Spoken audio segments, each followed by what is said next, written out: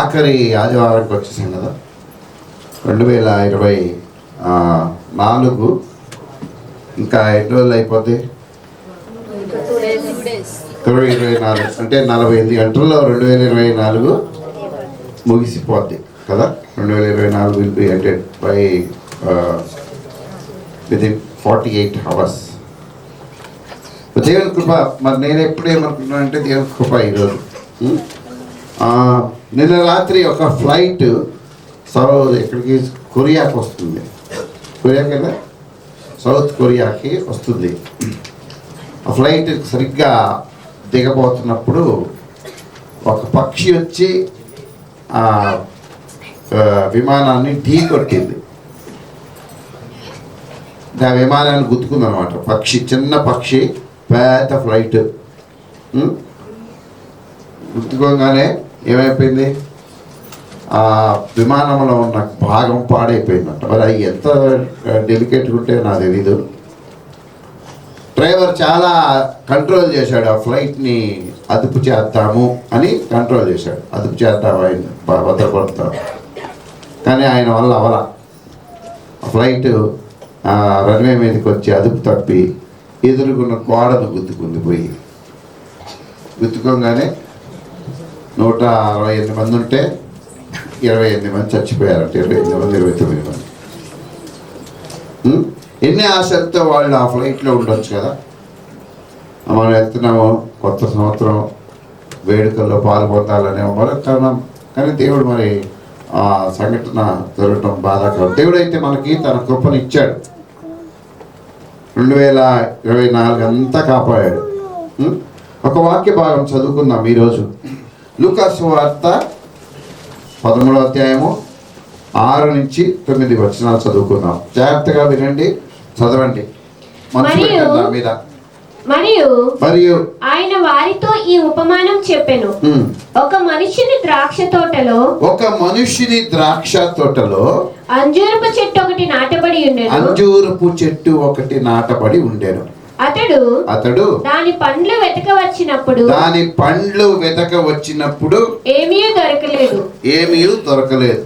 గనుక అతడు ఇదిగో 3 ఏండ్ల నుండి నేను ఈ అంజూరపు చెట్టులో పండ్లు వెతకవచ్చుచున్నాను గాని 3 ఏండ్ల నుండి ఈ అంజూరపు చెట్టులో పండ్లు వెతకవచ్చుచున్నాను గాని ఏమీ దొరకలేదు.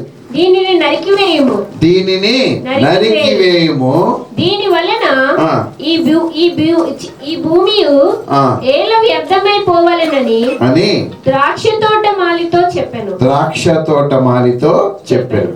అయితే వాడు అయ్యా నేను దాని చుట్టూ త్రవ్వి ఎరువు వేయు మట్టుకు ఈ సంవత్సరం కూడా ఉండనిమ్ము. అది ఫలించినా సరే లేని ఎడల నరికించి వేయమని అతనితో చెప్పాను. ఇక్కడ దయచేసి ఒక ఉపమానము అన్నారు. అంటే యేసు ప్రభు ఒక ఉదాహరణ చెప్పాడు. ఎవరికి చెప్తున్నాడు? అక్కడ ఉన్న జన సమూహాన్ని చెప్తున్నాడు. ఏం చెప్తున్నాడంటే, ఒక ద్రాక్ష తోటలో అంజూరపు చెట్టు ఒకటి ఉంది. వాస్తవానికి అది ఒక ద్రాక్ష తోట. ఆ ద్రాక్ష తోటలో అంజూరపు చెట్టు ఒకటి ఉంది. ద్రాక్ష తోట మధ్యలో ఉంది. ద్రాక్ష తోట పెరిగే విధానం వేరు. ద్రాక్ష తోటలు ఎంతమంది చూశారు? మీరు చూసారా లేదా? చేయొద్దున్నా. ద్రాక్ష తోట ఎట్లా పెరుగుద్ది? దానికి కొంత పెరిగిన తర్వాత పందిరేస్తారు కదా. రాళ్ళు పాతి పొడుగ్గా కడ్డీలాగా ఏమంటారు? అట్లనే కడీలు అంటారు తెలంగాణలో. కడీలు అంటారు. లేకపోతే కర్రలు. ఆంధ్రాలో అయితే కర్రలు పాతారు, తెలంగాణలో అయితే కడీలు అంటారు. రాళ్ళు పాతి దాని మీద ఏం వేస్తారు? పందిరేస్తారు. జాలీలు వేస్తారు అన్నమాట. ఈ ద్రాక్ష తీగలు వాటికి తగిలిస్తారు. ఆ ద్రాక్ష తీగలు తగిలించి అవి దాని మీద పాకుతాయి అన్నమాట. ఆ పందిరి మీద కొంత ఎత్తు పాకిన తర్వాత అప్పుడు ద్రాక్ష కాయలు వస్తాయి. అయితే అంజూరపు చెట్టు ఎలా ఉంటుంది? అంజూరపు చెట్టు మామూలుగా ఉంటుంది, జామ చెట్టులాగా ఉంటుంది అంజూరపు చెట్టు. దానికి అది అవసరం లేదు, ఏది పందిరి అవసరం లేదు. పొడుగ్గా పెరుగుతుంది మామూలుగా. అయితే ఈ ద్రాక్ష తోట యజమాని గారు ఏం చేశారంటే, బహుశా ఆయనకి అంజూరు చెట్టు అంటే ఇష్టమేమో, ఆ తోట అయిందే కాబట్టి మధ్యలో ఒక చెట్టు వేసుకున్నాడు. అంజూరపు చెట్టు వేసుకున్నాడు కదా. ఇప్పుడు మనకి ఇష్టమైన, ఇప్పుడు డబ్బు ఉన్నవాళ్ళు అనుకోండి, ఇప్పుడు ఏం చేస్తారు, ఇంటి లోపలే ఒక స్విమ్మింగ్ పూల్ కట్టుకుంటున్నారు, ఈత కొలను పెట్టుకుంటున్నారు. ఇంత ఇంత ఇంత ప్లేస్ చూసుకొని, మన చర్చ్ అంత ప్లేస్ చూసుకొని చక్కగా మధ్యలో ఒక ఈత కొలను పెట్టుకుని, డబ్బులు ఉన్నాయి కదా ఆయన ఇష్టం. అట్లాగే మరి ఇతను యజమాని బహుశా అంజూరపు పండు అంటే ఇష్టమేమో పెట్టుకున్నాడు. పాత నిబంధనలో అంజూరపు చెట్టుకి, అంజూరపు పండ్లకి, అంజూరపు ఆకులకి చాలా ప్రాశస్త్యం ఉన్నది, విలువ ఉంది.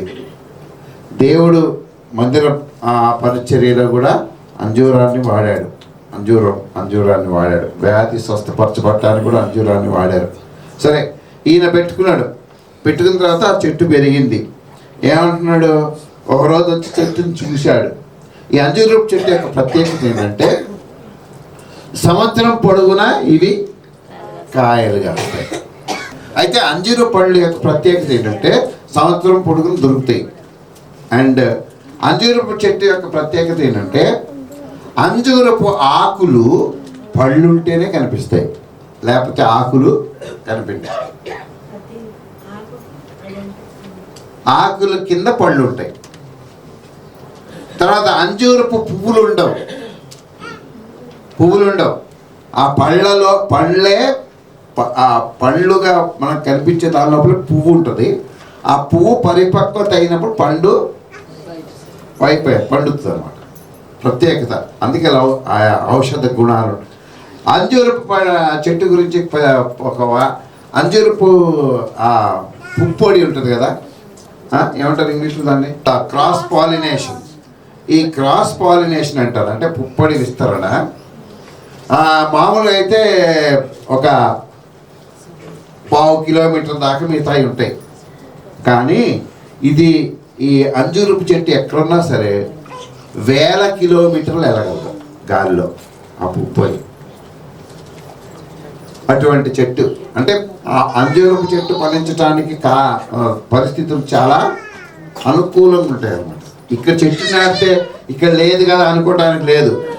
కొద్ది రోజులు అది పెరిగిన తర్వాత దానికి కూడా పళ్ళు వస్తాయి. ఈ అంజూరపు చెట్టుకి గురించి ఆయన యజమాని గారు వచ్చి పళ్ళు వెతికాడు. ఏమన్నాడు, 8వ వచనం 7వ వచనం, కనుక అతడు ఇదిగో 3 ఏండ్ల నుండి నేను ఈ అంజూరపు చెట్టున 3 ఏండ్ల నుండి, ఎన్ని సంవత్సరాలు చెతుకుతున్నాడు, 3 సంవత్సరాలు చెతుకుతున్నాడు.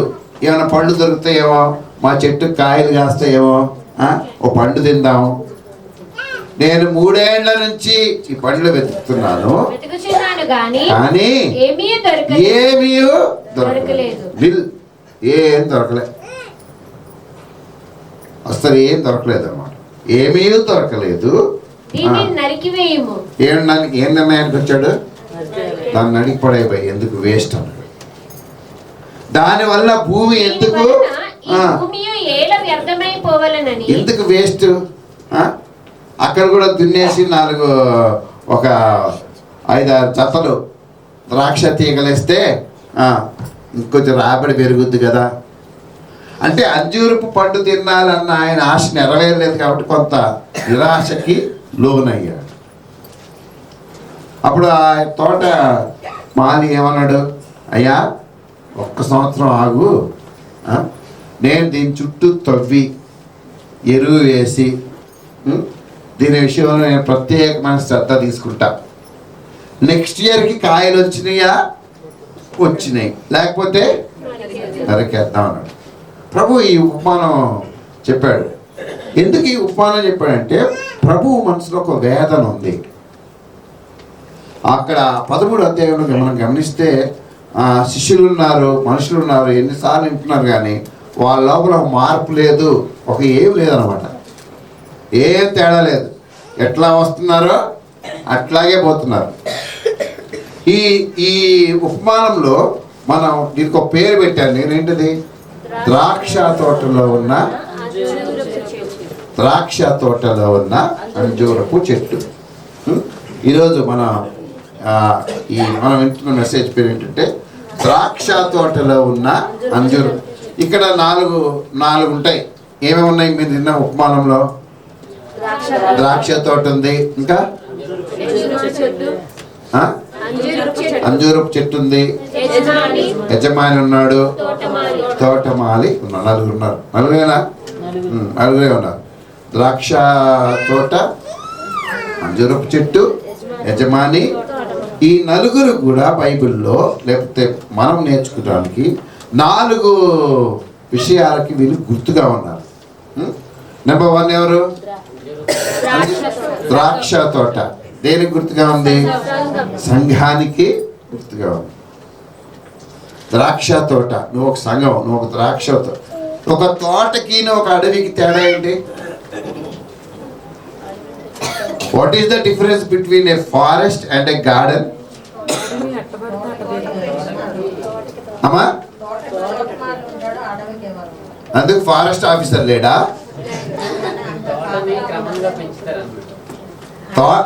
ఫారెస్ట్ ఆఫీసర్స్ ఒక్కడు కాదు, 5-6 ఉంటారు. ఎవరు సరే, ఒక పోనీ అంటే అంతగా పట్టించుకునే వాళ్ళు ఎవరు ఉండరు. కానీ తోటకి తోటమాలి ఉంటాడు. ఇంకా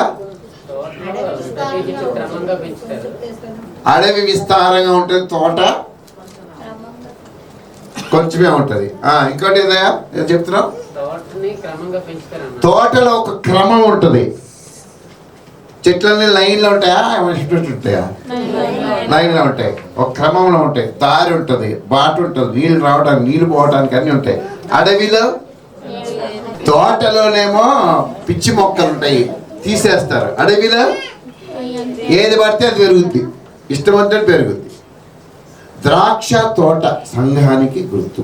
ఎందుకు? ఈ సంఘాన్ని ఎవరు కడుతున్నారు? యేసయ్య కడుతున్నాడు. యేసయ్య కట్టిన ఈ సంఘంలో ఒక క్రమంలో మనల్ని తీసుకొచ్చి ప్రభువు ఇక్కడ ఏం చేశాడు? నాటాడు. ఈ సంఘంలో మనం ఉంచాడు, ఉంచలేదా? ఉంచాడు. కాబట్టి మనం ద్రాక్ష తోట.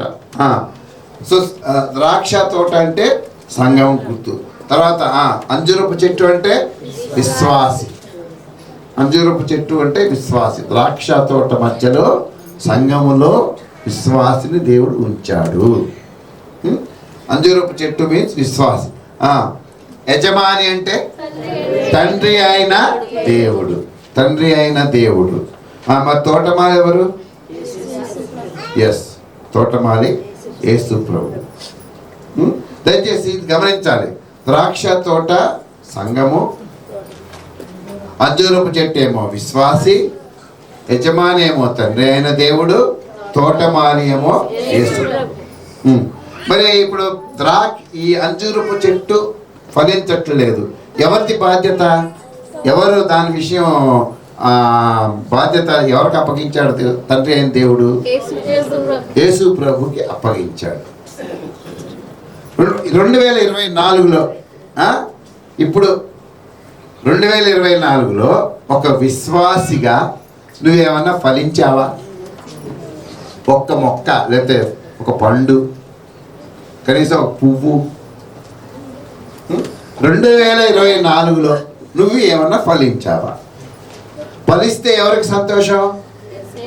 యజమానికి సంతోషమే, తోటమాలికి కూడా సంతోషం. 2024లో ఫలించావా లేదా? ఫలించని వాడి గురించి యేసు ప్రభు కలిగి ఉన్న విశ్వాసి పట్ల ప్రభు కలిగి ఉన్న 7 బాధ్యతలు, 7 విషయాలు, 7 బాధ్యతలు, 7 బాధలు. లేకపోతే యేసు ప్రభు, నువ్వు యేసు ప్రభు కోసం అసలు ఫలించటమే లేదు. బెల్లం కొట్టిన రాయిలో ఎట్లున్నావు అట్లాగే ఉన్నావు. నీకు ఎన్నిసార్లు చెప్పిన దున్నపోతు మీద ఏం పడ్డట్టు? 2024లో ఎన్నిసార్లు నీతో మాట్లాడాడు?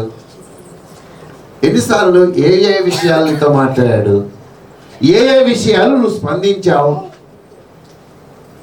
అందుకే దేవుడు నీ పట్ల 7 బాధ్యతలు కాదు, ఆయన 7 రకాలుగా నీ విషయం బాధపడుతున్నాడు.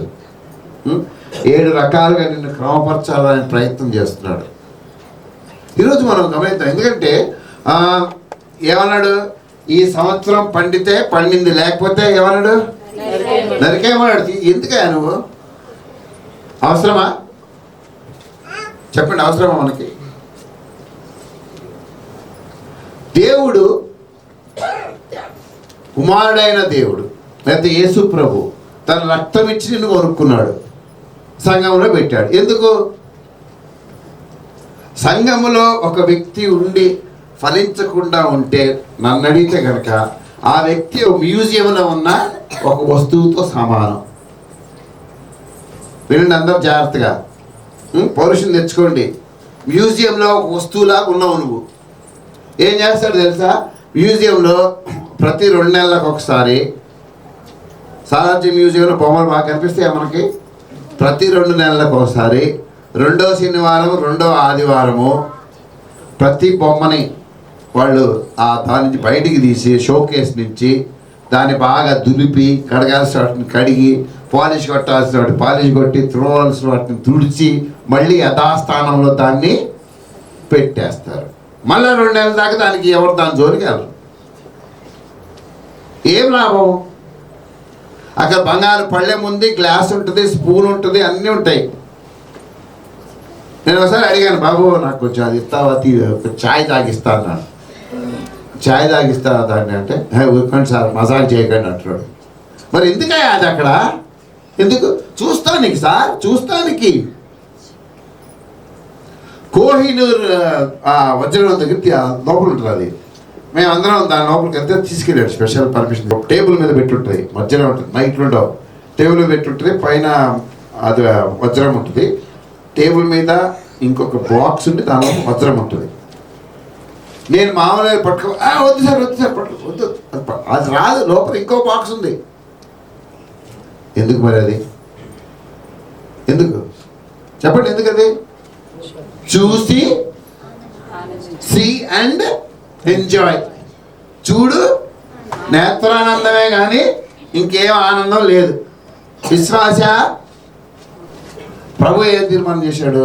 అయ్యా ఒక్క సంవత్సరం ఉంచు, దాన్ని ఫలిస్తే ఫలించింది, లేకపోతే అవుట్. ఈరోజు కొన్ని విషయాలు దయచేసి జాగ్రత్తగా వినండి మీరు. మొదటిది, ప్రభు నీ విషయంలో ఏం కలిగి ఉన్నాడు? బాధపడుతున్నాడు ఆయన. Is worried about you. 7వ వచనం, 13వ అధ్యాయము 7వ వచనం. అతడు, ఇదిగో 3 ఏండ్ల నుండి నేను ఈ అంజూరపు చెట్టును పండ్లు వెతికి వచ్చిచున్నాను గాని ఏమీ దొరకలేదు. దీనిని నరికివేయము, దీని వల్ల ఈ భూమియో ఏల వ్యర్థమైపోవాలనని ద్రాక్ష తోట మాలితో చెప్పాను. అయితే వాడు, అయ్యా అయ్యా నేను దాని చుట్టూ త్రవ్వి. ఏమన్నాడు ఆయన? వాట్ ఇస్ ద ఒక్క వర్డ్ ఇంగ్లీష్ చదవండి ఒకసారి. మీ లార్డ్ అంటాడు, అయ్యా. ఏమన్నాడు? సార్, అయ్యా. నీ విషయంలో చింతపడుతున్నాడు దేవుడు. దేవా నేను ఇన్ని సంవత్సరాలు దాన్ని నేను పోషిస్తుంటే చూడండి, ప్రభువు నీ విషయంలో చింత కలిగి ఉన్నాడండి. Is worried about you. నేను ఇంత రక్షించి అన్య జనాంగం నుంచి ఇంత బయటికి తీసుకొస్తే, ఇంత నేను నా సౌకర్యాలని, దైవత్వ నా యొక్క పరలోక రాజ్యాన్ని, నాకున్న మహిమని, దేవదూతల ఆరాధనని, ప్రతి సంతోషాన్ని నేను వదిలిపెట్టి ఒక మామూలు బలి పశువుగా ఈ లోకానికి వచ్చి ఆ రక్షణ ప్రణాళికలో ఈమెను చేర్చుకుని రక్షణ వారికి విస్తరింపజే రక్షించి సంఘంలో పెడితే, వాక్యం ద్వారా మాట్లాడుతుంటే ఒక్క ఆత్మ కాదు కదా, ఒక్క ఆస్పెక్ట్ కూడా, ఆత్మీయతకు సంబంధించిన ఒక్క విషయం కూడా చేయలేకపోతున్నారు. God is worried about you. ఏం చేద్దాం? నేను దేవుని వదిలిపెట్టి వెళ్ళిపోతా అంటే నువ్వే నష్టపోతావు. దేవుడు ఈ విషయం బాధపడుతున్నాడు. చూడండి, మార్కు సువార్త 4వ అధ్యాయం, మార్కు సువార్త 4వ అధ్యాయం 38వ వచనం. మార్కు సువార్త 4వ అధ్యాయం 38వ వచనం. ఆయన దోనె ఆవరమున తలగడ మీద, అమరమున తలగడ మీద ఆయన దోణి అమరమున తలగడ మీద తలవాల్చుకొని నిద్రించుచుండెను. వారు ఆయనను లేపి బోధకుడా మేము నశించిపోవచ్చున్నాము, నీకు చింత లేదా? ఏం క్వశ్చన్ చేశాడు ప్రభువుని? వారు అట్లా ప్రశ్నించాడు. మేము నశించిపోతున్నాము, నీకు చింత లేదా? లేదా చింత నీ విషయంలో దేవుడికి ఉందా లేదా? ఉందా? ఇప్పుడు మన కడుపులో పుట్టిన పిల్లలు పాస్ అవ్వకపోతే మనకి ఎంత చింత, వాళ్ళకి జ్వరం వస్తే ఎంత చింత. పెద్దోళ్ళు అయినా సరే జ్వరం వచ్చింది చింత పడతావా పడవా? పడవా? పడతాం. ఎందుకు? వాళ్ళు మన రక్తం పంచుకొని పెట్టిన వాళ్ళు. మరి అటువంటిది దేవుడు నీ విషయంలో ఎంత చింత కలిగి ఉన్నాడు?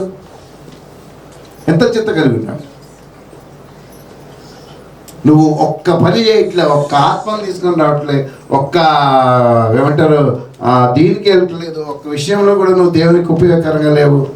దేవుడు చెప్పిన మాట ఒక్కటి వింటలేదు.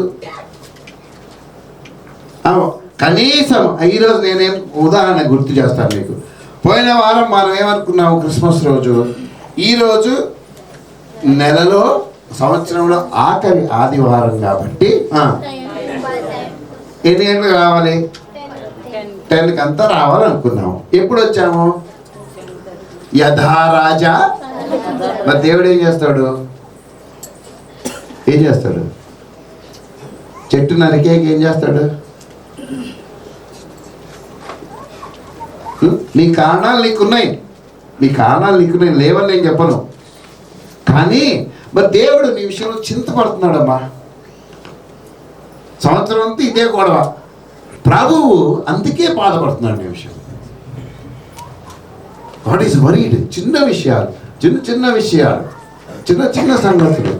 2024 నీకు ఎన్ని చెప్పినా సరే, ఎన్నిసార్లు చెప్పినా సరే, you are not obeying, you are not apologizing him. సరి చేసుకో.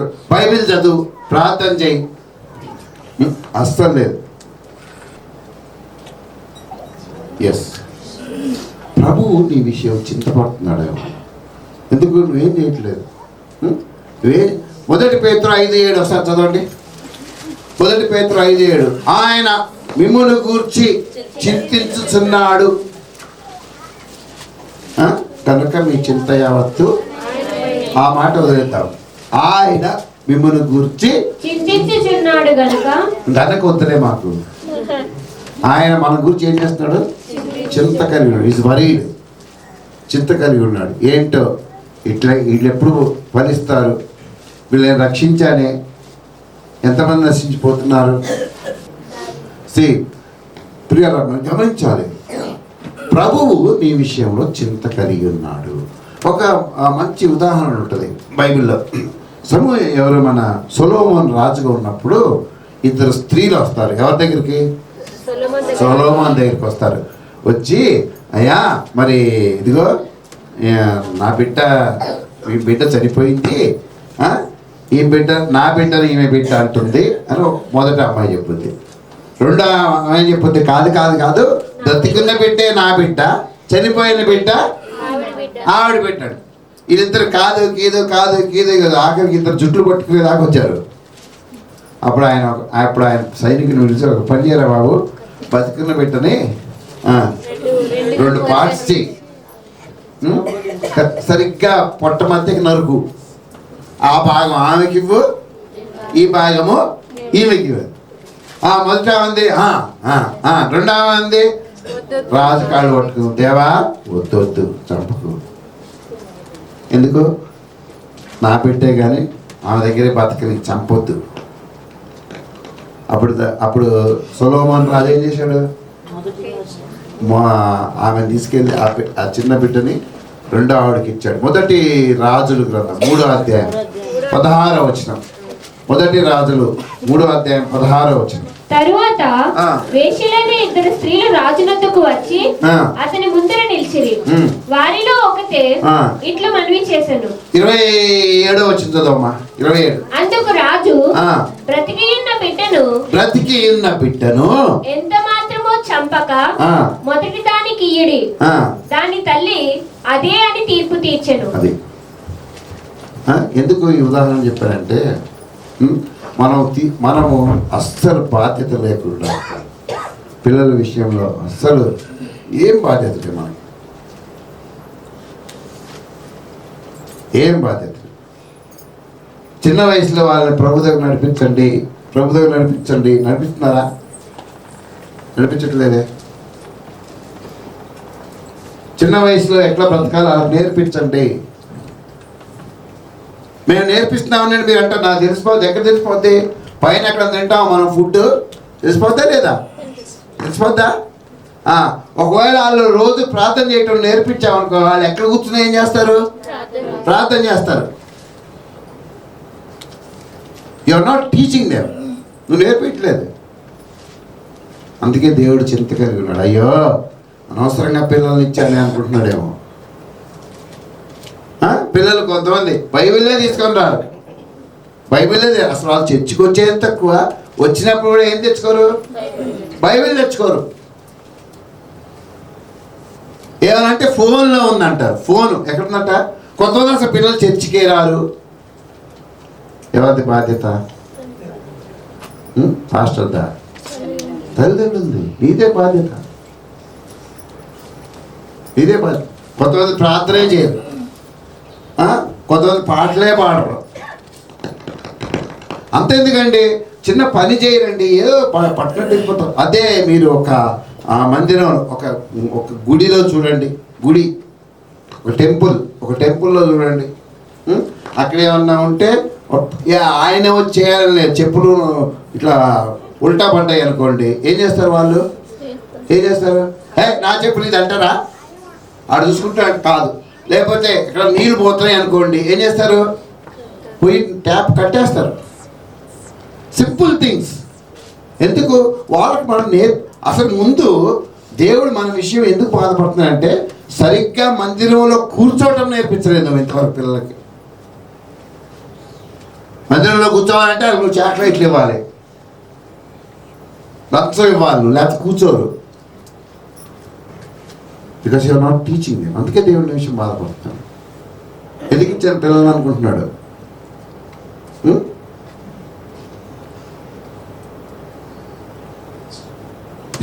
Is worried about you.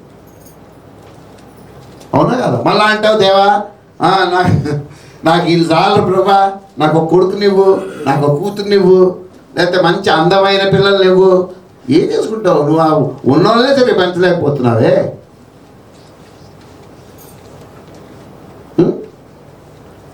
నేను గమనించినంత వరకు అసలు 24లో పిల్లలు ఎక్కడున్నారో ఏంటో నాకు అర్థం కాదు. ఎక్కడుంటున్నారు నీ పిల్లలు? నీ పిల్లలు, మీ తల్లిదండ్రులు మీరు చెప్పుకోండి దేవుడికి, నీ పిల్లలు ఈ 52 ఆదివారాల్లో ఎన్ని ఆదివారాలు దేవుని మందిరానికి వచ్చారు? ఎన్ని వారాలు తీసుకొచ్చావు నువ్వు మందిరానికి? ఎన్ని వారాలు నడిపించారు? ఎన్ని వారాలు నీ పిల్లలు బైబిల్ తెచ్చుకున్నారు? నీ ఇంట్లో ఎన్ని రోజులు ప్రార్థన జరిగింది?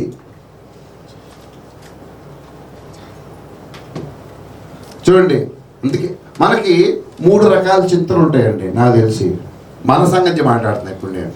మొదటి చింత, ఇందాక ఎవరు మన అమ్మాయి చెప్పింది, మత్తయి సువార్త 6వ అధ్యాయం 34 వచనం. మత్తయి సువార్త 6వ అధ్యాయం 34 వచనం. మత్తయి సువార్త 6వ అధ్యాయం 34 వచనం చదవండి. రేపటిని గూర్చి చింతింపకుడి. ఏం చింత? రేపటిని గూర్చి చింతించకుడి.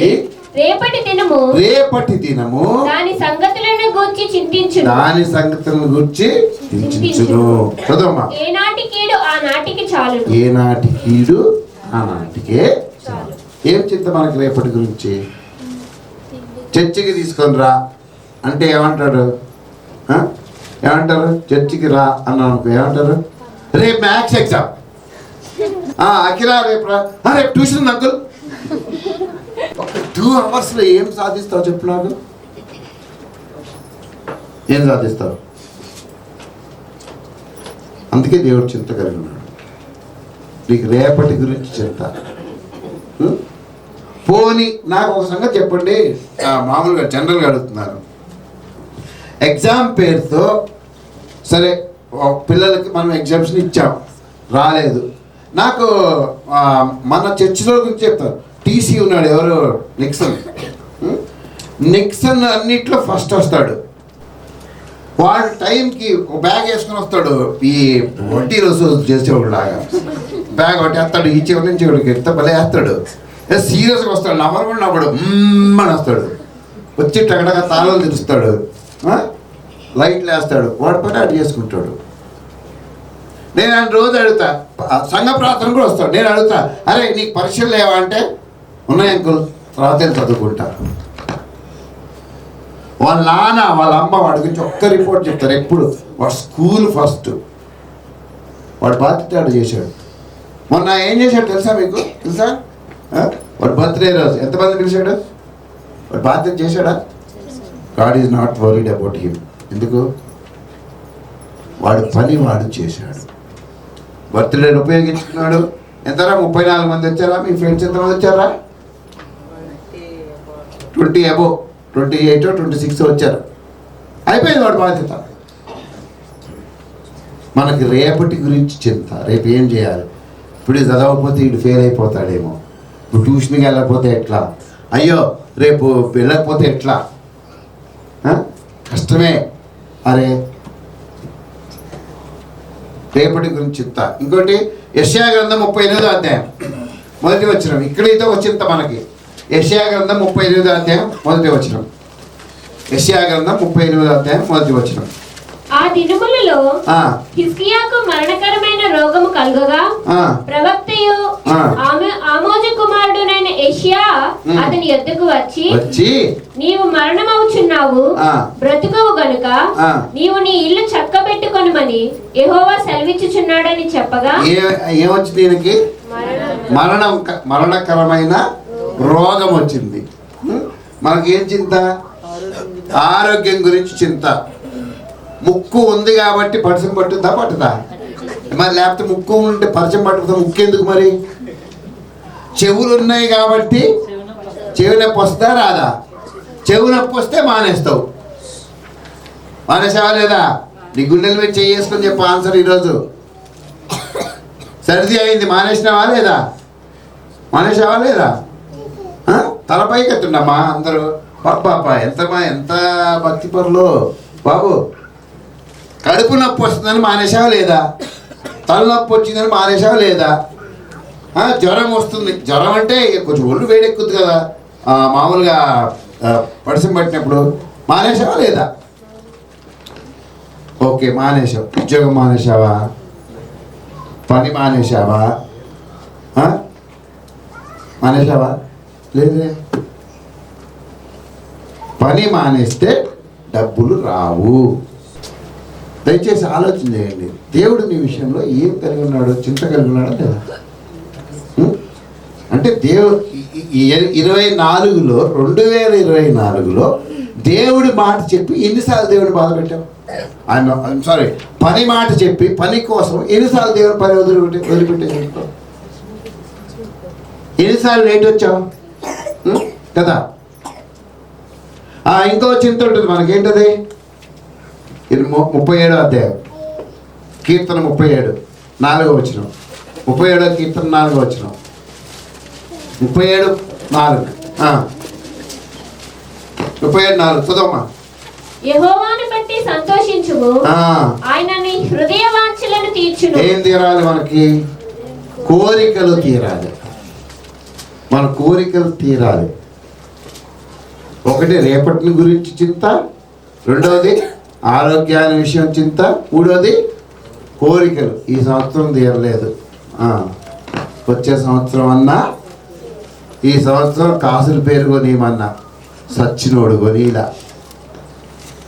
వచ్చే సంవత్సరం అన్నా దేవా.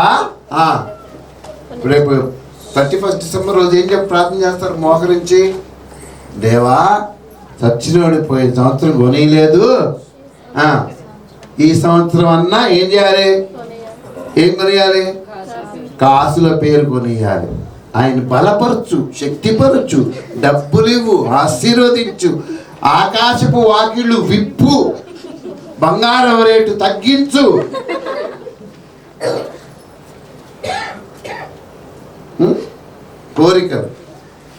కోరికల విషయమై చింత నీకు. కానీ ప్రభువుకు ఒక కోరిక ఉంది. నీ విషయం నాకు తెలుసా? నీకు ఏముంది కోరిక? ప్రభువుకు ఒక కోరిక ఉంది. ఏంటి చెప్పండి, ఏంటి కోరిక ఉంది తెలుసా మీకు? అమ్మా, సువార్త చెప్పాలి, అది ప్రభువు కోరిక. తీరిందా? మా ప్రభువు కోరిక విషయం ఎప్పుడైనా ఆలోచన చేసావా? ఆలోచన చేసావా లేదా?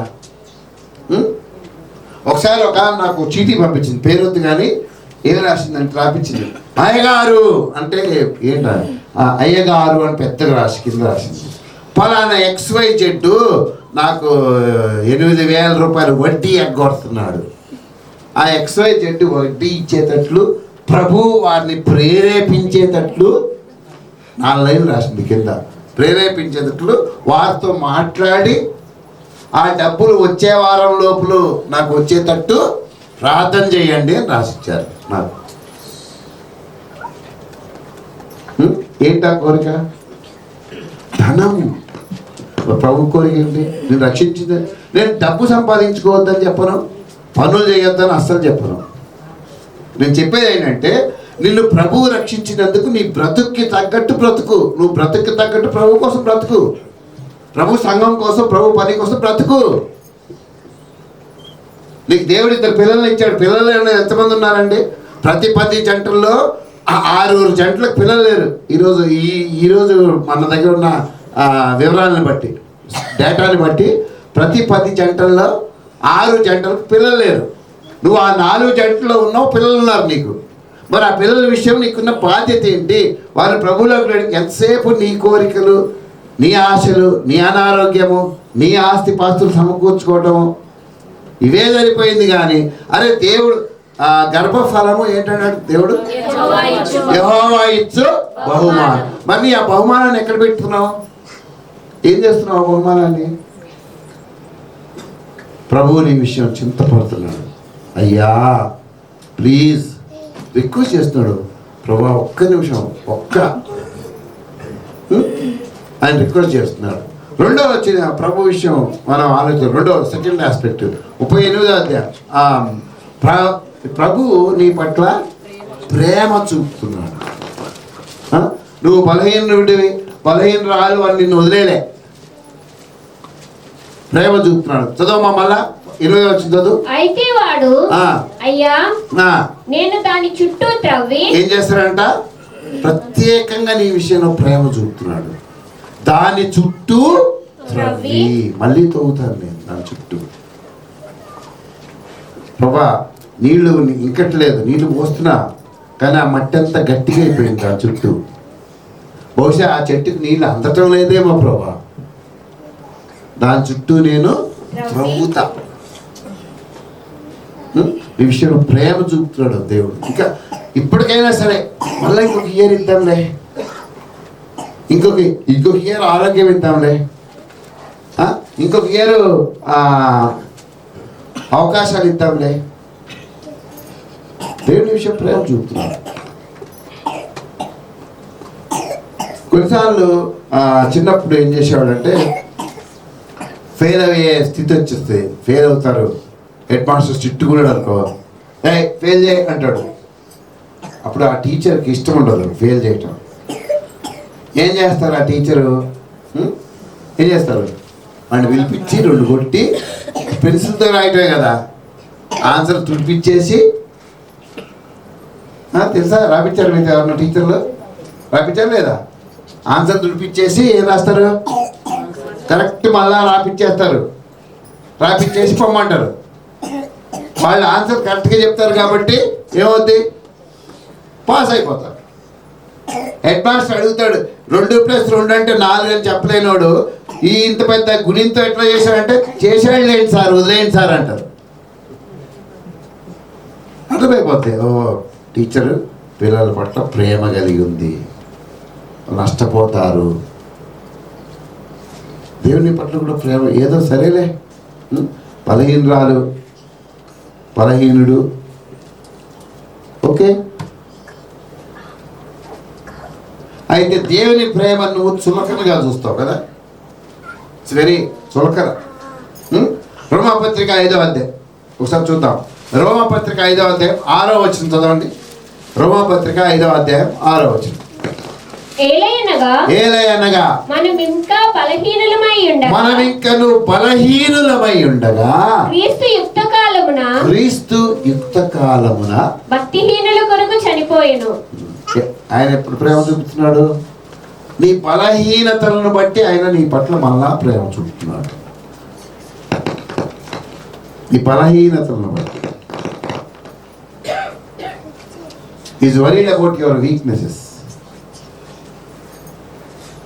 ఆయన బలహీనతలను బట్టి దేవుడు ప్రేమ చూపుతున్నాడు. ఏం బలహీనతలు ఉంటాయి మనకి? ఏం బలహీనతలు ఉంటాయి చెప్పాలి నాకు. ఏం బలహీనతలు ఉంటాయి దాకా?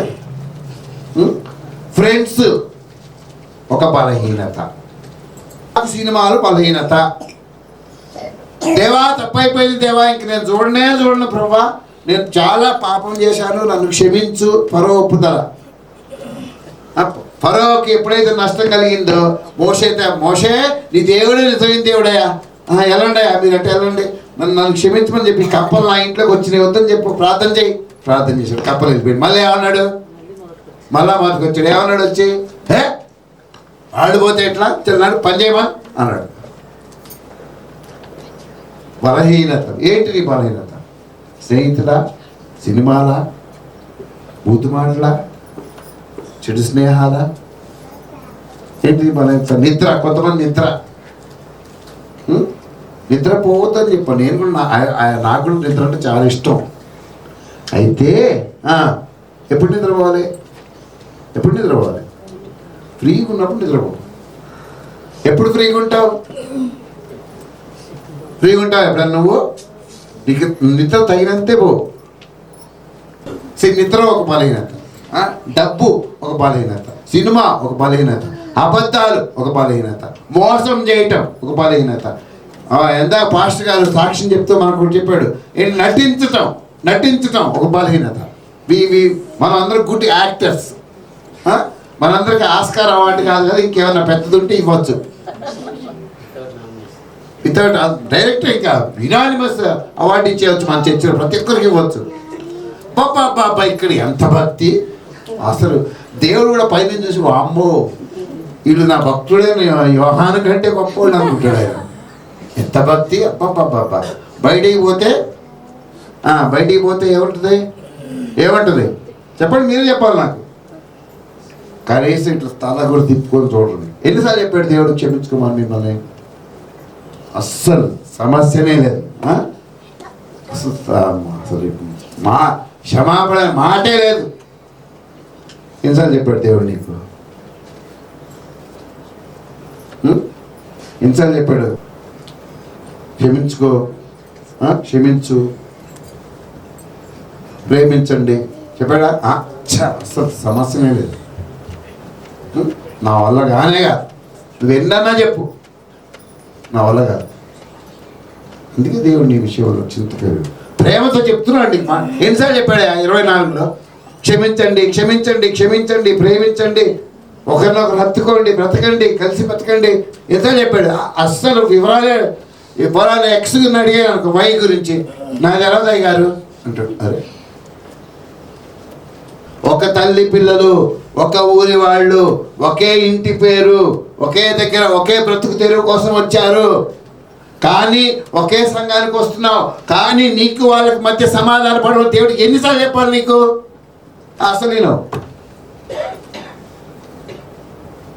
అసలు అందుకే నువ్వు ఫలించట్లేదు.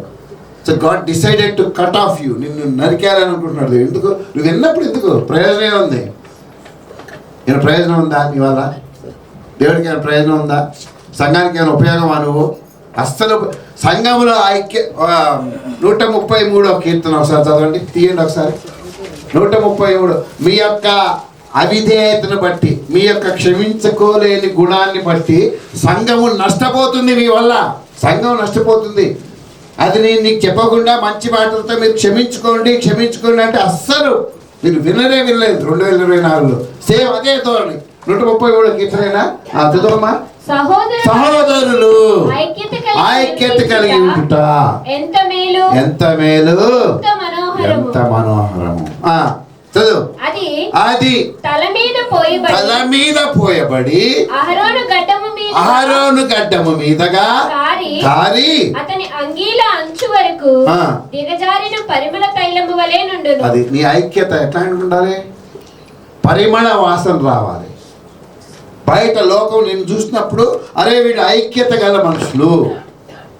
లోకం ఎందుకు క్రైస్తవులు హింసిస్తుంది? వాళ్ళ మధ్య ఐక్యత లేదు. విశ్వాసుల మధ్య ఐక్యత లేదు. కుటుంబాల మధ్య ఐక్యత. ఎన్నిసార్లు చెప్పాలి? ఎందుకు లేదు అంటే నన్ను అట్లా అన్నాడు, నా డబ్బులు తీసుకున్నాడు, నన్ను ఇది అన్నాడు, నా పెళ్ళాన్ని ఇది అన్నాడు, నా మొగుడిని ఇది అన్నాడు. అరే చిన్న చిన్న విషయాలండి.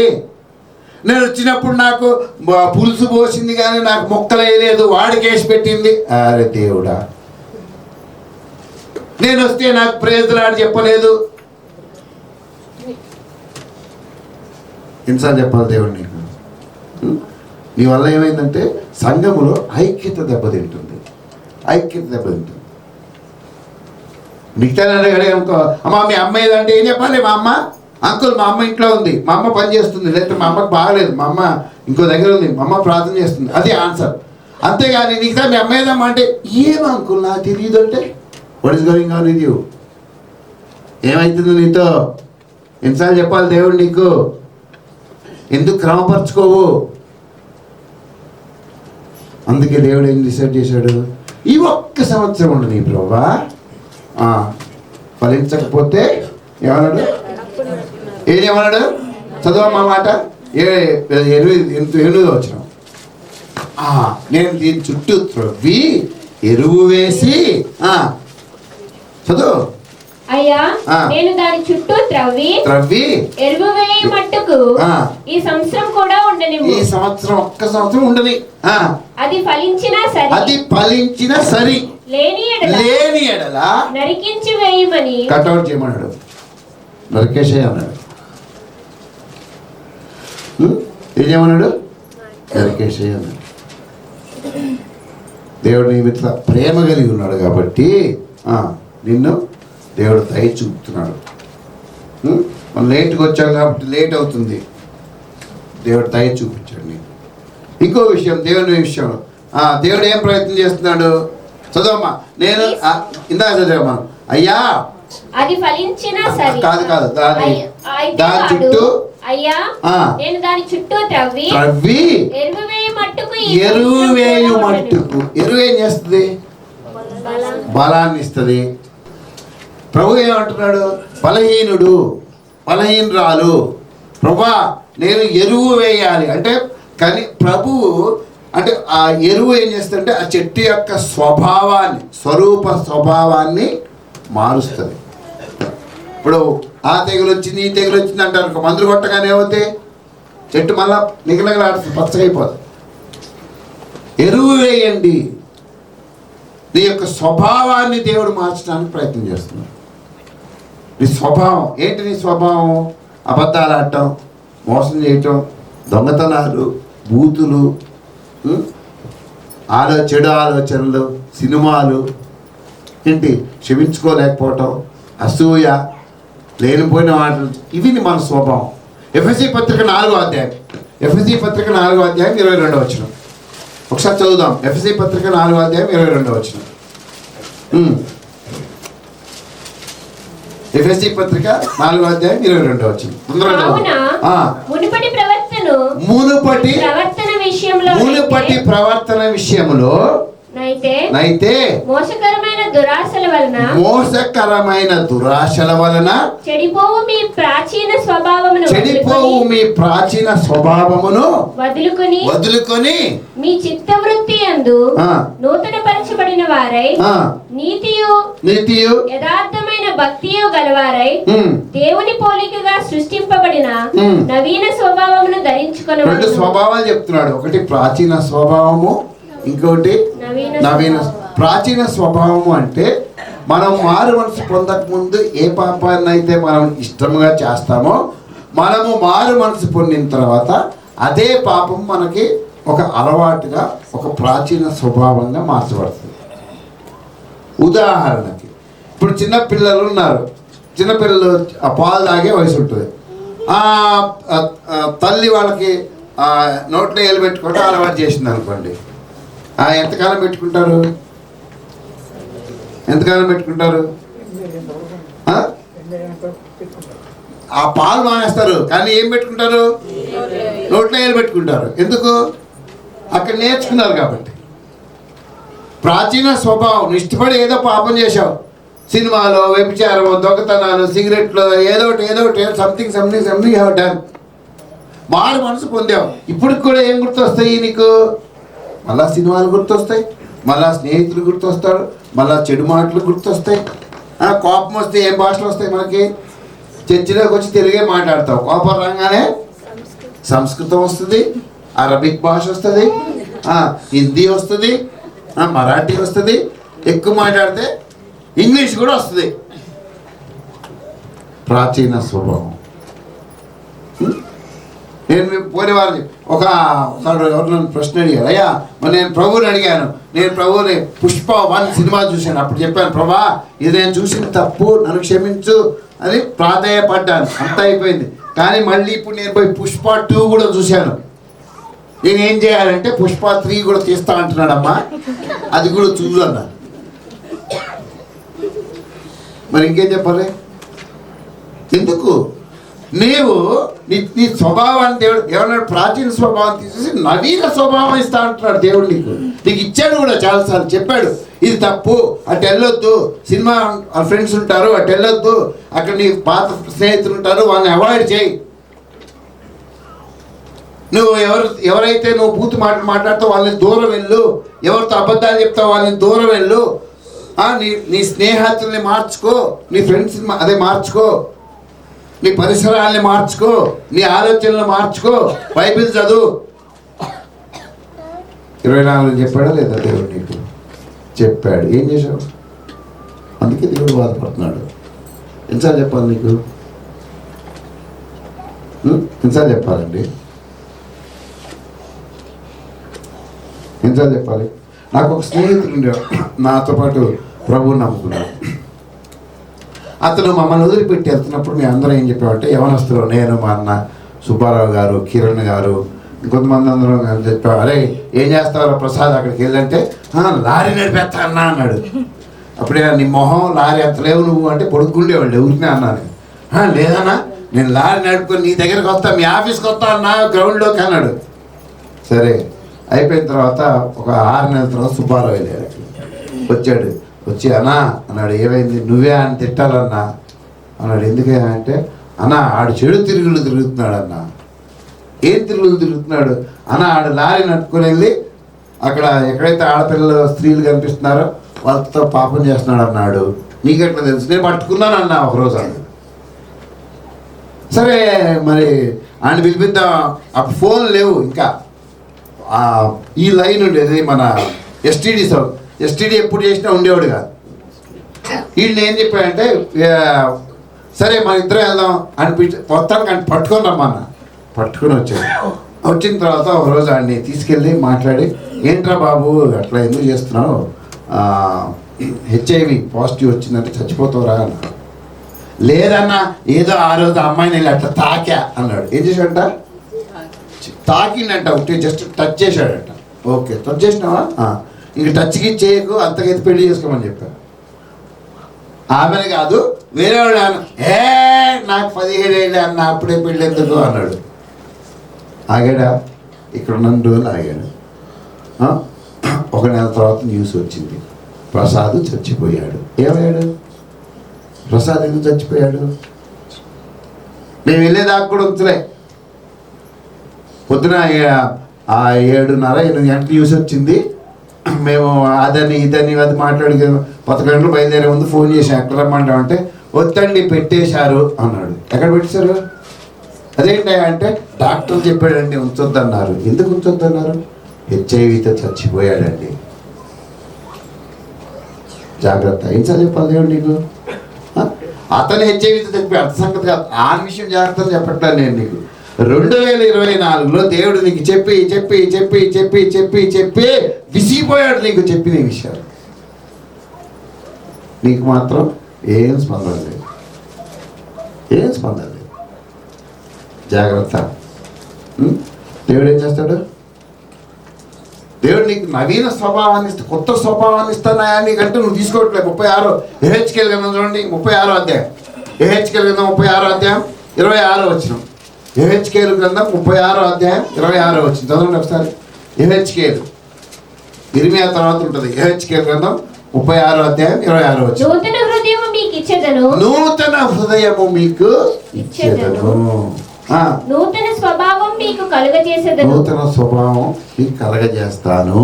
రాతి గుండె నీలో నుండి తీసివేసి మాంసపు గుండెను మీకు ఇచ్చెదను అని ఆయన చెప్తుంటే నువ్వేమన్నావు? వద్దు ప్రభా, ఇది చాలు, నేను మారుతా. ఈ ప్రభా తీసుకున్నావు, ఏం చేసినావు? మళ్ళా నువ్వు ప్రతి వారం నీ పరిస్థితి ఏంటంటే మళ్ళీ వచ్చి దేవుడి దగ్గరికి వచ్చి దేవా తప్పైపోయింది, దేవా కాలు ముక్తా, దండం పెడతా దేవా అంటావు, వాళ్ళలో చేయవేయటం, బయటికి వెళ్ళటం, మళ్ళీ వచ్చే వారం కూడా సేమ్ అదే ప్రార్థన. పంది బ్రతుకు. పందిని ఒకసారి మేము వస్తుంటే ఇక్కడ రోడ్ వేస్తున్నారు మెట్టుగూడలో, నడిచేస్తుంటే ఎండాకాలం ఈ తారు డబ్బాలన్నీ అక్కడ ఉన్నాయి. పంది పిల్లలు ఏం చేసినాయి? అనగానే ఈ పరిగెత్తుకుని దేంట్లో పడ్డాయి? తారులో పడ్డాయి. తారులో పడి పొర్లే కొద్ది ఏమైపోయింది? అది అంటుకుపోయింది. గొంతు చించుకొని అరుస్తున్నాయి. ఏం లాభం? దేంట్లో పడ్డాక ఎవరు తీస్తారు ఇప్పుడు అట్లనే? సాయంత్రం లోపల తల్లిను 4 పిల్లలు 5 పిల్లలు చచ్చిపోయింది. నువ్వు కూడా అంతే. నీకు మురికేదో తెలియట్లేదు, తారేదో తెలియట్లేదు. తారంటే డాంబర్, నీకు డాంబర్ ఏదో తెలియట్లేదు, మురిక్కాలం ఏదో తెలియట్లేదు. ఇక్కడేమో ఒప్పుకుంటావు, దేవా దేవా దేవా తప్పైంది దేవా, నీ కాలు మొక్తా పాచను, ఇంకోసారి చేయను ప్రభా, చెంపలు కొట్టుకుంటావు. మళ్ళా బయటికి పోగానే ఏంటి? What is going on? బయటికి పోగానే మళ్ళా అవే మాటలు, అవే క్రియలు, అవే చూపులు, అదే టీవీ. ఇప్పుడు టీవీ కూడా అవసరం లేదు, అదే ఫోన్, అదే స్నేహితులు. ప్రభువు నిన్ను నూతన స్వభావం ఇవ్వటానికి ప్రయత్నం చేశాడు. నువ్వు వింటున్నావా? తర్వాత అమ్మాయి 38వ అధ్యాయం, సేమ్ 13వ అధ్యాయం. అయితే వాడు, అయ్యా నేను దాని చుట్టూ త్రవ్వి ఎరువు వేయి మట్టుకు ఈ సంవత్సరం కూడా ఉండని. మళ్ళీ నీకు అవకాశం ఇస్తున్నాడు దేవుడు. ఈ సంవత్సరం కూడా ఉండని ప్రభా, ప్లీజ్ గివ్ 1 more year. దేవుడు తండ్రి అయిన దేవుణ్ణి యేసు ప్రభు ఈజ్ బెగ్గింగ్ అంటే అడుక్కుంటున్నాడు. ప్రభా ఈ ఒక్క సంవత్సరం కూడా ఇవ్వకపోని, కనీసం ఒక్క సంవత్సరం ఇవ్వకపోవాలి. ఈ సంవత్సరం కూడా ఉండనిమ్ము. చదువమ్మా. ఫలించినా సరి లేని ఎడల నరికించి వేసి అతనితో చెప్పాను. నేను ఎఫర్ట్స్ చూపిస్తా, ఆ చెట్టుని ఫలించేటట్టు చేయడానికి నేను నా సాయశక్తిలో ప్రయత్నం చేస్తా. చుట్టూ తవ్వుతాను, స్వభావాన్ని మారుస్తాను, నీళ్లు పెడతాను, క్రమపరుస్తాను, ఎరువులు వేస్తాను. ఈ ఒక్క సంవత్సరం కూడా టైం ఇచ్చావా? దేవుడు నీకు అవకాశం ఇస్తున్నాడు. Is giving chance. 2 కొరింథీ పత్రిక 6వ అధ్యాయం, 2 కొరింథీ పత్రిక 6వ అధ్యాయం 2వ వచనం. 2 కొరింథీ పత్రిక 6వ అధ్యాయం 2వ వచనం.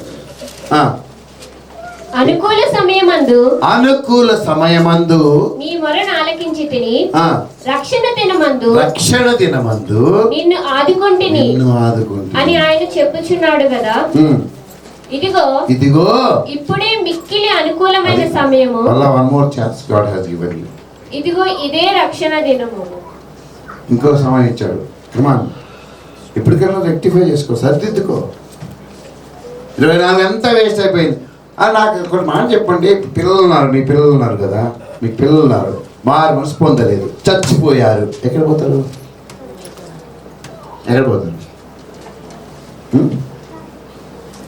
మాట్లాడరేంటండి? ఇప్పుడు మీరు మంచి యాక్టివ్ మెంబర్ అనుకో, చర్చిలో మీ పిల్లలు చచ్చిపోయారు, మారు మనసు లేదు, ఎక్కడ పోతారు? అరే ఎవరు తెలీదా కదా? ఎవరిది బాధ్యత? అది దేవుడు మళ్ళీ ఒక అవకాశం ఇస్తున్నాడు నీకు. ఒకవేళ నువ్వు చచ్చిపోయావు, ఎక్కడ పోతావు? వెళ్తావు, ఏం చేస్తావు అక్కడ? పొలకానికి వెళ్తావు, గుడ్. ఏం చేస్తావు? ప్రభు దగ్గర కూర్చుంటావు, ఓకే, అంత మంచిగా. పరలోకం తిరుగుతావు, ఎగురుతావు, సంఘం వచ్చి ఎత్తపడేదాకా అక్కడంతా ఏం తిరుగుతావు. కానీ అక్కడికి వెళ్ళిన తర్వాత మరి విశ్వాస క్రియల తీర్పు జరుగుద్ది. అప్పుడు దేవుడు నిన్ను పిలిచి అడుగుతాడు, ఓ జగదీష్ ఇట్రా, ఏంటి ప్రభా నీకు ఎన్ని అవకాశాలు ఇచ్చాను అన్నా నా అకౌంట్ తెరుస్తాడు. ఏమొస్తాయి నాకు? ఏం రావు. ఏమొచ్చినాయి?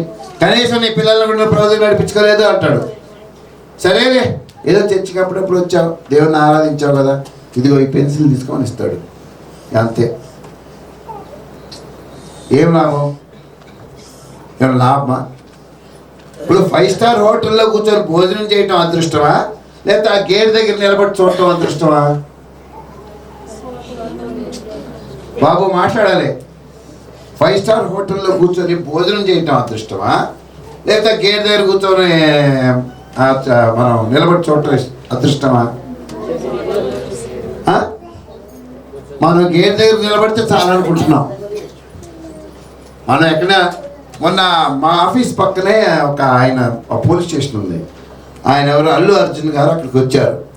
వచ్చినప్పుడు అందరూ అక్కడ నిలబడి ఇక్కడ మన ఆఫీస్ ముందు నిలబడ్డారు. ఆఫీస్ వచ్చిన వాళ్ళు అందరూ 24వ తారీఖున 23వ తారీఖున 23, 24 వచ్చారు. ఆయన అందరూ ఇట్లా నిలబడి ఫోటోలు తీసుకున్నారు. ఆయన ఇట్లా ఫోటోలు తీసుకున్నారు అందరూ. అది అదృష్టమా? ఒక అటెండర్ వచ్చి నాతో అంటున్నాడు, సార్ ఏంటి అందరు ఎక్కడ పోయారంటే, సార్ మేము అసలు ఆయన ఎంత క్లోజ్గా చూసినాం సార్ అన్నాడు. ఎంత క్లోజ్గా చూసినాం? ఆయన ఆ బండి వెళ్తుంటే చూసినాం. అట్లా ఎవరో దొరకదు సార్ ఛాన్సు. అప్పుడు నేను అన్నా, అరే ఆయనతో క్లోజ్గా కాదయా, ఆయన పక్కన కూర్చొని నిలబడతావు, అది నీ క్లోజ్నెస్ అని చెప్పా. అది కదా, ఆయన దూరం నుంచి అందరూ చూస్తారు, నువ్వు చూసి ప్రత్యేకత ఏముంది దాంట్లో? నీ పరిస్థితి ఎట్లా కాకూడదు. 24 అయిపోయింది, ఇంకా నువ్వేం చేయలేవు. సువార్త చెప్పడం అస్సలు ఒక్క నోరు తెరవు. యెహోషువ ఏమన్నాడు చూడండి, 24వ అధ్యాయం 10వ వచనం. యెహోషువ గ్రంథం 24వ అధ్యాయం 10వ వచనం. యెహోషువ గ్రంథం 24వ అధ్యాయం 10వ వచనం. యెహోషువ గ్రంథం 24వ అధ్యాయం 10వ వచనం. యెహోషువ గ్రంథం 24వ అధ్యాయం 10వ వచనం. నేను బిలాము మనవి విన్న. యెహోషువ గ్రంథం 24వ అధ్యాయం 10వ వచనం. 15 చదవమ్మా.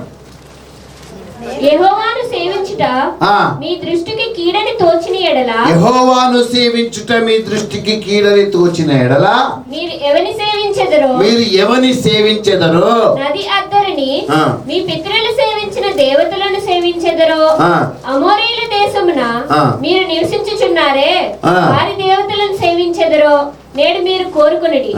మీరెవరిని సేవింప కోరుకొనినను, ఒక చాయిస్ ఇచ్చాడు, మీరు ఎవరిని సేవింప కోరుకున్నాను నేను నా ఇంటి వారును యెహోవాను సేవించెదము అనేను.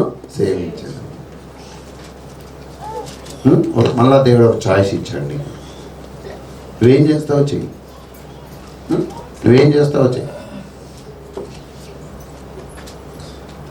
విలియం కేరీ ఎవరైనా ఇంగ్లాండ్ దేశంలో చెప్పులు కుట్టుకునేవాడు.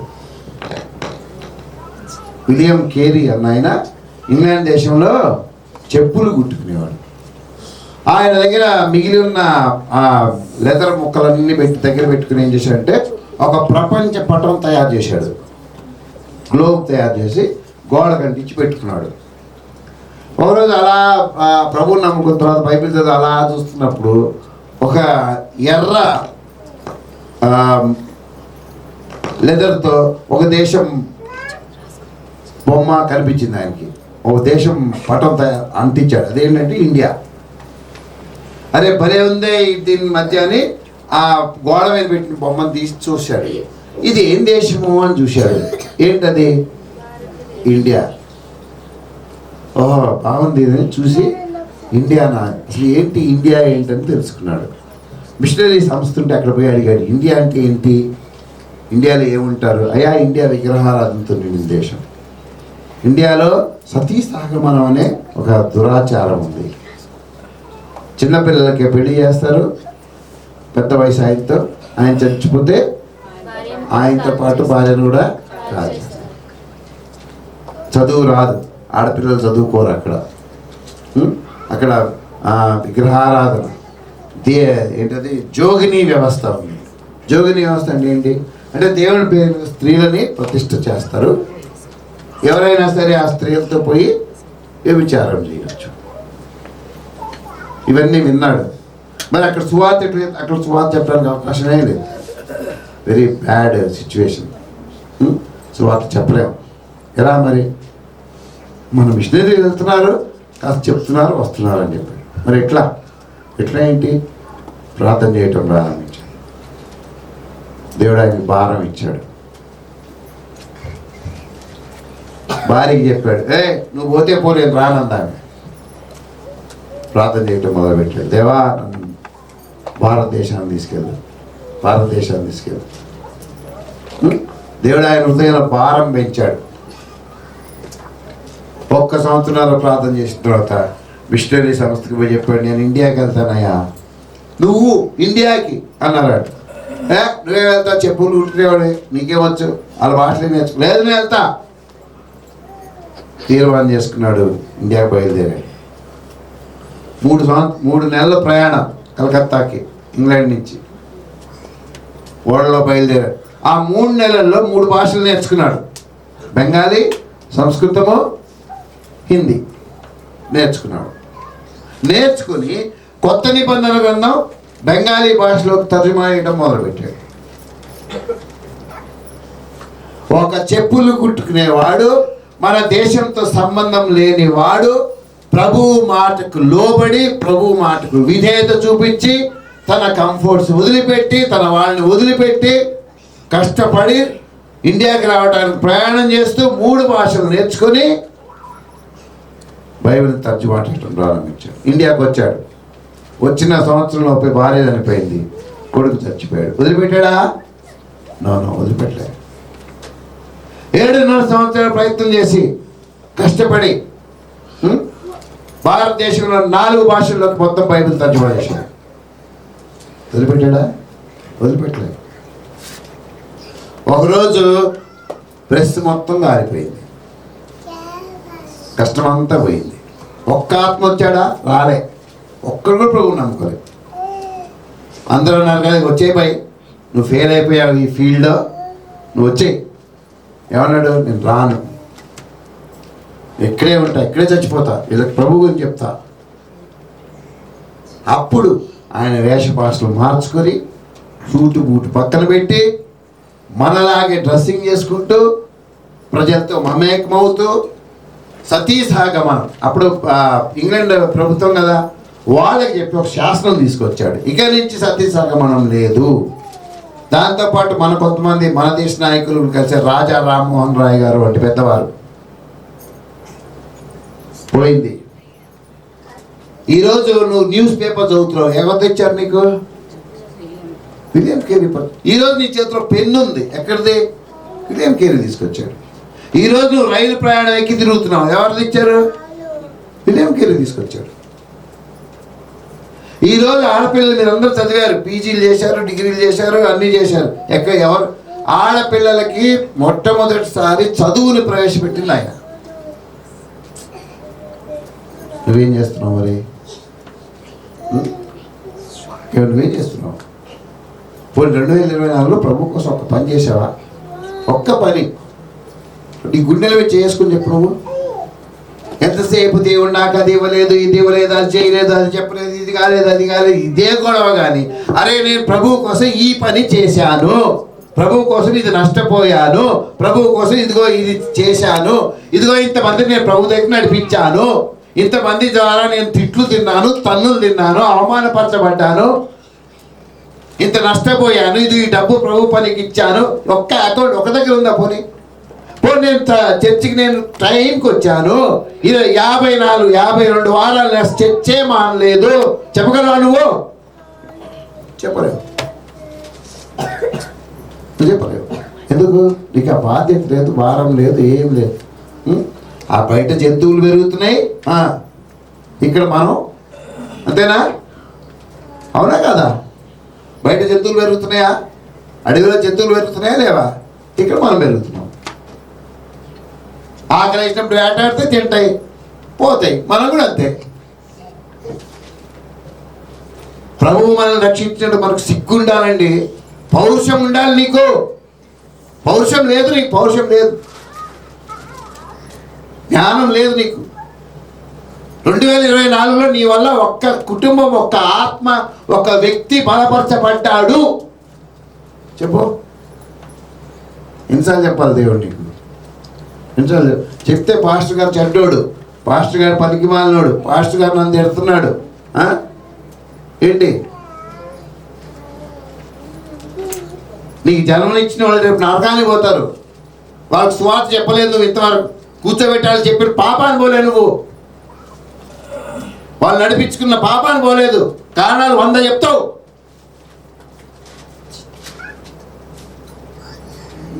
పిల్లలు బాగాలేదు, ప్రార్థన చేపిస్తావు, లేవాలి ప్రభా, రావాలి ప్రభా. ఏరి నువ్వేం చేస్తున్నావు?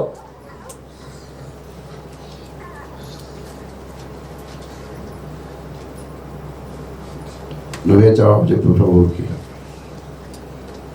నువ్వే చెప్పు. 2024 ప్రభా, నువ్వేం చేసావు దేవుడు చెప్పు.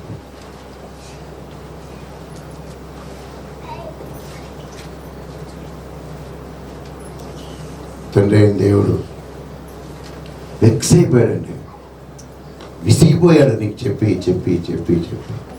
కుమారుడైన దేవుడు చెప్తాడా, ఇదిగో లాస్ట్ ఇయర్ నువ్వు అడిగావు కదా, ఎస్ దేవా, ఒకటే ఇయర్ నేను ఇస్తాను, వేస్ట్. అతను లేకపోతే ఆమె ఆ జీసీబీసీలో ఉండడం వల్ల చర్చ్ ముందుకెళ్ళలే, ఆగిపోతుంది అక్కడ. ఎన్ని సంవత్సరాలు చెప్పాలి నేను, అసలు ఇంటనే లేదు. 1 ఇయర్ ఇంకా ఇదే 1 ఇయర్, 1 సంవత్సరం ఇప్పుడు ఇదే 1 ఇయర్.